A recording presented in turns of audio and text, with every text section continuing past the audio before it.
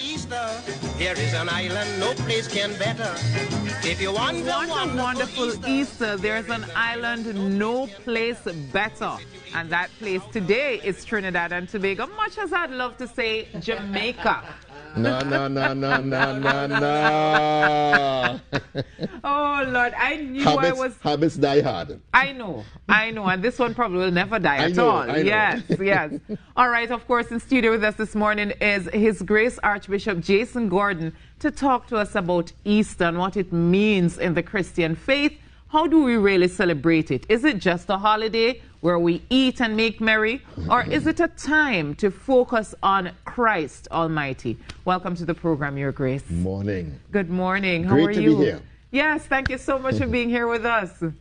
I was getting word that you weren't going to come in. I started getting a little cold sweat and thing. No, man. If it's on my calendar, I'm there. Okay, I appreciate that. So is it that today marks the end of the Lenten season? It does. And we enter into Holy Thursday. And Holy Thursday is a wonderful day that unpacks in so many directions. So we took part of it and did it on Monday, which is the renewal of the priestly promises. Because on the Last Supper, Jesus, one of the things he does is he also turns the apostles into priests. Oh. So he institutes the Eucharist, he turns the apostles into priests, and he gives himself as gift to us, right, as this incredible gift of love. And he's been betrayed. All of this happening in this one day. Yeah. And so the Holy Thursday is actually unpacked into different moments. So we did the Chrism Mass for the priests. This evening we would do what we would normally call the washing of the feet, but you know, COVID, pandemic, no touching, so we wouldn't wash feet, but it's the institution of the Eucharist. Later in the year we would do Corpus Christi, which also comes from this day. It's such a big day that it actually has about 3 or 4 feasts packed into it, right, that we celebrate at different times in the year. Do you find that as Christians, because even though I'm here talking to you and I'm supposedly a Christian, is that the ignorance... You mean supposedly? Because the ignorance, okay, the thing is that I wonder how much we put into understanding, Christ and what it really means to be a Christian. Because I'm talking to you and it's not that it's foreign, but it's that the knowledge and understanding of it is still lacking. Yeah. You see, many times we grew up Christian, and we know these stories, but we haven't connected story to living. Exactly. And because we haven't connected the story to living, the story remains a story and our living remains a living. But if like today's story, which is Holy Thursday, Jesus washes the feet of his disciples. He is God, He is their leader, but he's washing feet. That's the task of the most lowly of all of the servants in the house. And what he's saying is that to be big, you have to be small. Right. To be a great man, you have to be a humble man. Now, have we even begun to listen, hear, contemplate this, live it? No. Then in the Eucharist, he gives himself completely for us, everything he has. Yes. Are we giving ourselves for others, or are we trying to grab for ourselves? If Christians would just live this one piece of the mystery, the whole world would be so different, because our service would be humble, and our leadership would be through humble service. Yeah. And our relationships would be us giving ourselves to others, not trying to receive. And yet in the church, we seem to grapple with that, the idea Absolutely. that, as leaders in the church, whether pastors, preachers, teachers, that we seem to want to be receiving. At least that's the perception, let me put it that way. And I hear you. And that's why, we had Judas at the Last Supper. Yes. And I keep reminding people that after 3 years of working with these boys, he didn't get it right with them. Yeah. Judas was at the Last Supper. Peter's going to deny him sometime late tonight or tomorrow morning early. The rest of them went to run away. Only one of them actually landed up at the cross, and that'll be the beloved disciple. Yeah. And so tomorrow now we go into the absolute betrayal of what love is. So if we see Jesus as the love of God come manifest in the world, what we've done as humans is we've denied it, we betrayed it, but we've also brutalized it. Through all the violence we have as humans on to love. And we took this love, and rather than receiving the love of God, we push back with violence. And I see you have a Good Friday Boboli, and I see you have things like rape and cracker and injustice and all these negativities. Now we want to beat out of society. Yeah, exactly. Well, what society did was took all of that and threw it onto him. And what he did was take all that negativity and take it to the cross in humble obedience to God, and take our sin from us and give us back the opportunity to be like him, children of God. Yeah. And that's a thing. And then on the Sunday, that's the day of all days, because now death, torture, rape, molestation, incest, domestic violence, all of this now gives way to life. Yeah. Because as the tomb cannot contain him, so too, if we as Christians understand what he's offered to us, we should allow the resurrection light shine through us. And therefore, that light should light up the whole world. Archbishop, can you sing? Let me don't go there now. Go ahead, drive the nails in my hands, laugh at me from where you stand. Go ahead, say it isn't me. The day will come, and you will see that I rise again. There's no power on earth can tie me down. Yes, I'll rise again. Death can keep me in the ground. I love it. That's the song. I love it. I love it. Song. I love it. Well, of course, I grew up in the church, so yes. Oh Lord, and you have a beautiful singing voice. You can't convince them of that. Listen, right now on this set, yes, I am the only one that matters.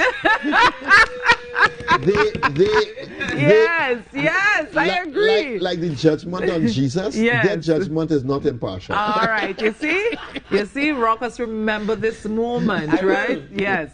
But you know, Archbishop, I sat here listening to you, and I just keep thinking that so many times when we're focusing on betrayal, somehow the only story that we focus on is the betrayal of Judas. But as you said, only one disciple, one disciple made it to the cross with Christ. Yeah. So what does that tell us about a society, and even our reflections on ourselves and how we interact with others? The odds are 12 to 1.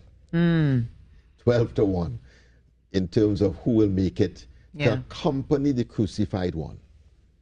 And if you look at society today, you know, Christ is being crucified again in the women who are receiving domestic violence and experiencing such hatred in our society. Yeah. And how many are actually accompanying them? And that's the crucifixion. That's the scene of the crucifixion today in Trinidad and Tobago. Right, because I think you said it right, that, you know, we have the stories and then we live our lives. And somehow we don't connect the two. Yeah. Because one of the things we see is that, you know, when it comes on to domestic violence and all of these things, we always try to distance ourselves from it. It's not us. And we are not doing it. So therefore, we don't try to help or to fix it. Yeah. You know, it's a good talking point. And that's it. Freddie Cassoon, a playwright in Trinidad many years ago, came up with a play. We Crucified Him. Yeah. And the whole point of the play is, don't start pointing your fingers at them people 2,000 years ago, you know. Yeah. It's us. It's we. We are the ones who actually crucified him. We drove the nails into his hands.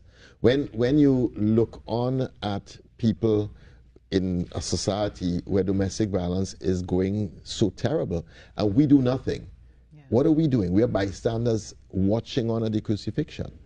When we see people participating in violence and doing terrible things with children, we are the ones who are participating in this violence. Yeah.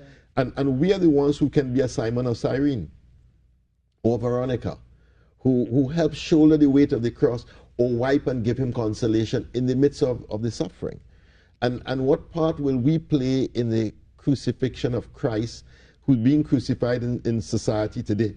That's the real question. Yeah. What part are you playing? What part am I Funny playing? enough, Your Grace, just this week, I think it was, we were talking about, you know, the correlation between a state and a church, you know, from back in the days. But the discussion was centered around where our norms came from and why we have certain laws and that, you know, because the state and church were so close at the time, you know, but I remember saying to them that, you know, one of the things is that a society determines where it wants to go by the laws that it has in place. Absolutely. You know, and, you know, somehow I think this idea of modernity, we're seeing, to me, a drifting from what we had already established as our norms and principles, based predominantly on religion, but to me, for good reason, you know, for good reason. What do you think it is, you know, that's driving this separation and this turn in our face, literally, away from what is moral or ethical according to belief in Christ? Because to me, that's where it started. More than the word religion is a belief in Christ and what's good and what's bad.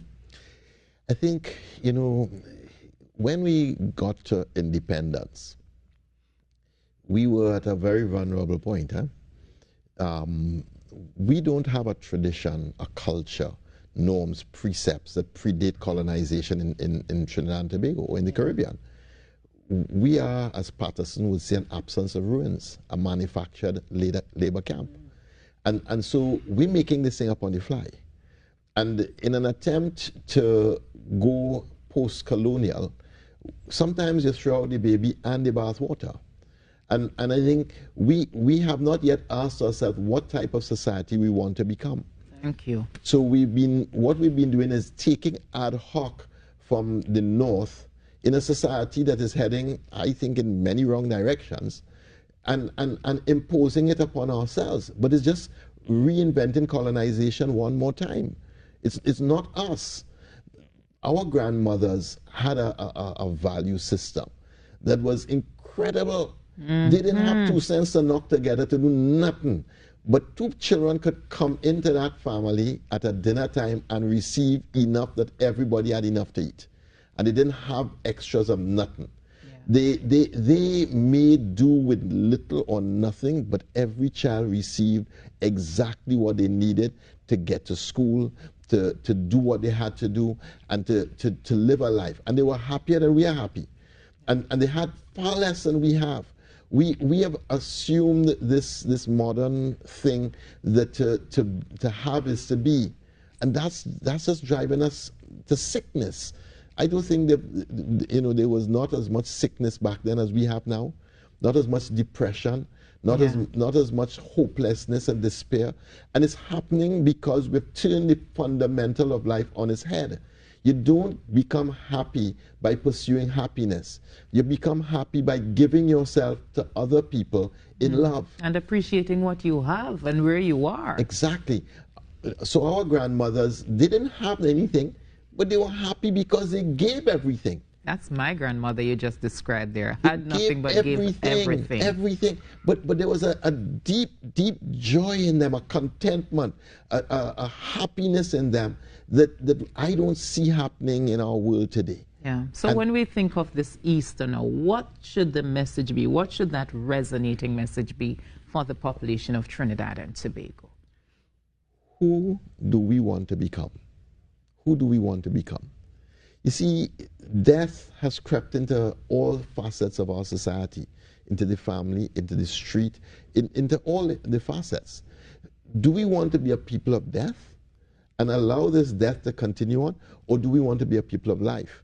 To become a people of life is to recognize that wherever there's death, the resurrection of Christ conquers that death. And what that means in tangible terms is that we have to become a people of love. What does love require in this situation? Do you think we understand that, Your Worship? Not when I see how we drive on the road. Start there now.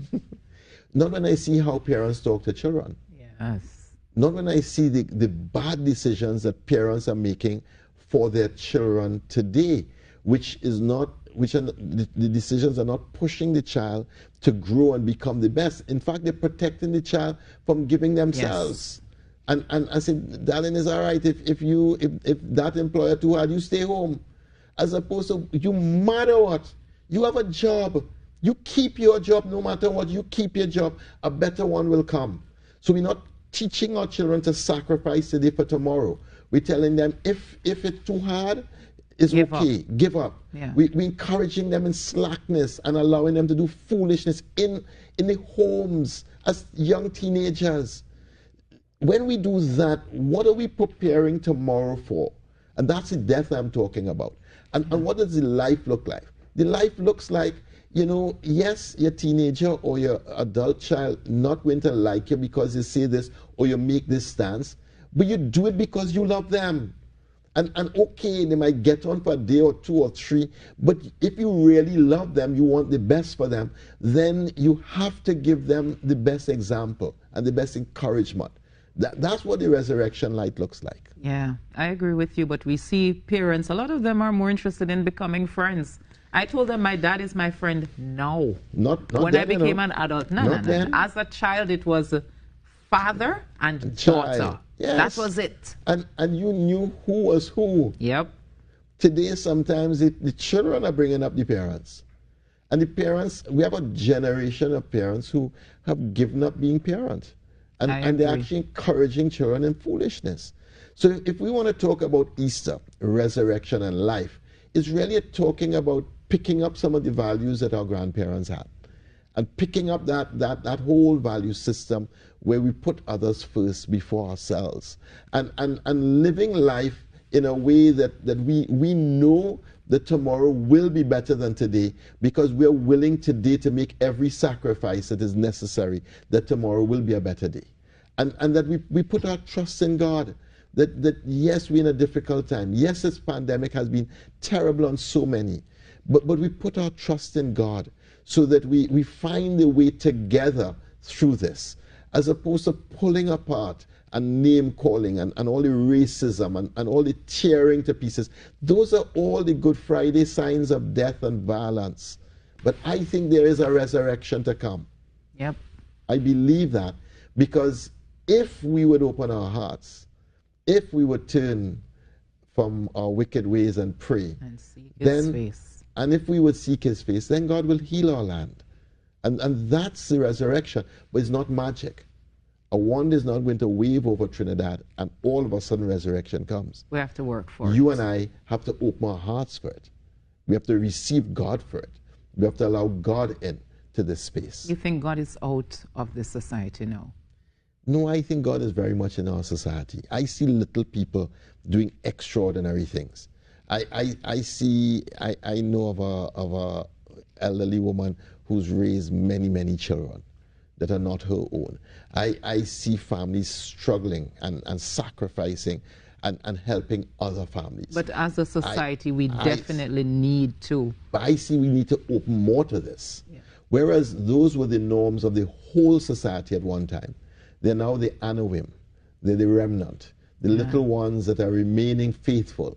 And a society that has gone crazy with all kinds of values that are not going to take us anywhere seriously. Mm-hmm. It's one of the questions I always ask. What kind of society do we need?